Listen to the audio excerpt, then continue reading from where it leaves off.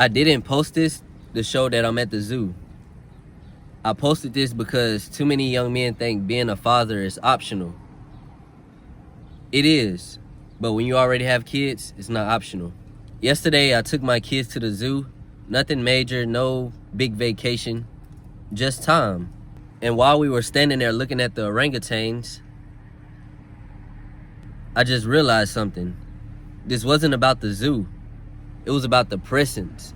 A lot of young men today think masculinity is just money or just providing in some way. They think real masculinity is status, muscle, and attention, and it is not that. But real masculinity, that's responsibility, and that's consistency. And that's showing up even when it's not convenient. Anybody can make a child, but few men can raise them. I'm not saying this to attack anybody. I'm saying this because most of us didn't grow up with that example. Some of us had fathers who was physically there, but emotionally gone. And some of us didn't have them at all. And now it's on us to change that cycle and break it. And I can speak for myself. I'm gonna throw a little story in there for me.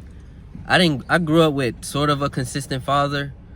My sister father, that was my stepfather. He was around most of my life from when I was like the age 1 or 2, all the way up until he passed away when I was 2024. But him and my mom split up then, so I would probably say the last time he was in my life was like 16. And that was when my sister passed away and then everything just went left. But a lot of us didn't have consistent fathers. He was there for me, but he wasn't consistent, all because he was having troubles of his own, back and forth to jail. And a lot of you may relate to that, and some of you guys just, fathers wasn't there at all, or maybe they just chose not to be there. And some people didn't have the choice to have their fathers. They lost their fathers way before they were born, or even, when they were young. So a lot of young men or young women didn't get to meet their fathers, all because, death. And that's okay. And everything is on you. When it's your time to have kids, be that bigger person, be a better person. Choose to do the things that you didn't get to witness. If you had a father by choice or not by choice, choose to be a better father, no matter what. And I'm not saying this because I'm perfect, but presence is everything. Now let's get into that. Presence builds identity. And that goes to say, your kids don't listen to what you say. And I can relate to this 100%. They copy what you do. They watch how you handle stress. And all they do is mimic it. They watch how you treat their mother. They watch how you talk, respond. They watch how you respond when things don't go your way. Your son learns how to be a man from you. And that's from a young age. They watch you. And this goes for little girls too as well. They watch you. Your children watch you. And they just gonna copy what you do. And your daughter, she learns what kind of man to accept based off of you.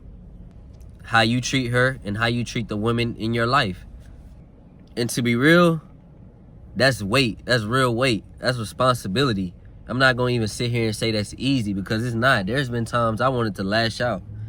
And there's a lot of times where, bro, I can be in a wrong when it comes to my kids. I might be overstimulated, or they might feel like I'm pushing them off, or I'm just not there. But it's not that. As a grown-up, and especially as a young father or a young mom, like, it gets overwhelming. Like, even your kid might not even be doing nothing but just, clingy to you or attached or just following you around the house, and you just might get aggravated and just push them away. I'm constantly, reassuring my kids. Like, I constantly give them reassurance. My 2-year-old son, it's not really there. But with my 6-year-old daughter, it's been that way, like, ever since she's gotten older, to like good 3, 4. Like, even when she was young, like, I'll do something, I'll apologize for her. Like, if I feel like, if she'll come to me like, Dad, this, that, and the third, and I'll be like, all right, not now, da, da, da, da, da. And like, I'll realize what I did and what I said to her. And I'll like really be present in that moment. Even if I don't be present when it exactly happened, give me a few minutes. I might just really be overstimulated. But I always go to my daughter like, hey, Ari. Like, there was one time I kind of accidentally did something to her that she probably didn't like. So I probably like 5 minutes later, I was like, hey, Ari, come give me a hug. Like, everybody walked in the house, like my girlfriend and my son. And I was like, all right, come give me a hug. Come here. I was like, come here. And I was like, I'm sorry for, doing this or doing that. If, you didn't like that, just tell me. Try to communicate with her, because that's what I'm working on with my 6-year-old right now. Just use your words, be polite. Just communicate. Whatever you feel like you need, communicate your needs. And she's like the little girl. Kids, they don't remember anything. You could do something bad to them or say something wrong to them, and they won't even really care. Like, they'll feel it in that moment, but give them 2 minutes. They'll be right back on your tail, just trying to hug you or just showing you love. And I love that, and I always want to reciprocate that. So that's why it's like, whenever I feel like I'm in the wrong towards my kids, I let them know, like, I'm sorry, daddy was just overwhelmed, give me a hug, stuff like that. Reassure your kids, give them that love. It don't always have to be tough love. Kids learn from being loved the right way. And if you want your kid to just be that person, like, grow up and be a positive individual, notice certain things, communicate, you have to be that role model. You have to show that. If you want them to be a certain way, you have to be that way. And that's all it is. But I'm going to take it back to them standing watching the orangutans. Standing there watching the animals, it might have seemed small, but to those kids, they are memories. Kids remember a lot of things, but what they won't remember is how much money you made or how long you worked to do the certain things you do for them. What they do remember is how you made them feel safe, seen, and important. If you do that for your kids, then it's only right that they'll grow up appreciating you and just really just showing you what you taught them. And if you taught them the right stuff the right way, and it's never a right way, but if you're teaching them the right things, it's only going to accumulate, and it's just going to be like a snowball effect. Trickle down. They're going to get better. We as humans, we always want to better ourselves, and children are no different.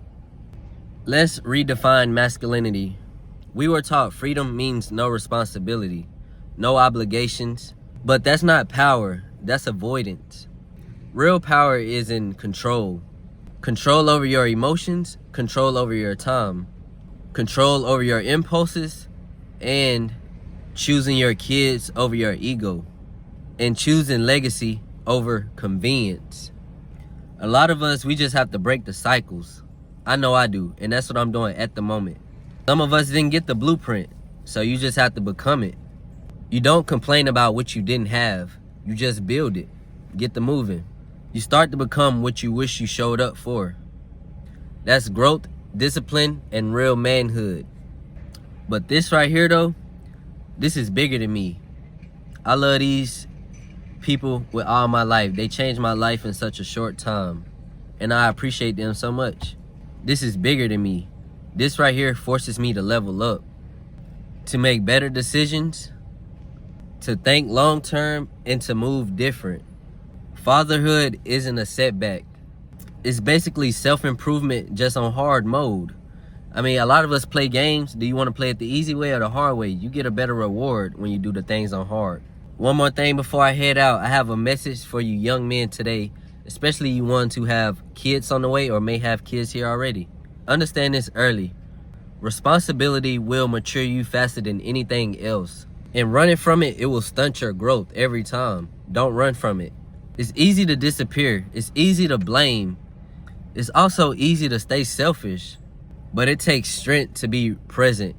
It takes discipline to stay consistent. And it takes character to raise a human being.